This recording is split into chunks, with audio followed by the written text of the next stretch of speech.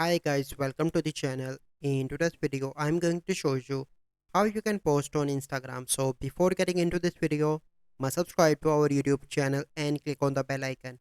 So the first step you simply need to do is to open Instagram application and log in into your account, and you can see plus icon in the bottom. You simply need to click on that, and here you can see option of post, story, reel, live. So let's suppose I want to post a picture.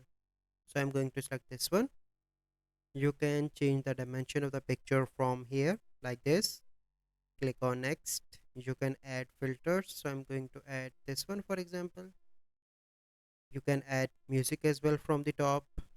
Okay, and after that you need to click on next. Here you need to add the caption. You can add location if you want. You can tag people as well, and you can add product detail as well here if you want, and you can boost this post as well, so it is up to you. Then you need to click on share. So this is the process by which you can post on Instagram. So I hope you find this video helpful. If you find this video helpful, must like this video, subscribe to our YouTube channel for future videos. We'll see you in the next video. Thank you, have a good day.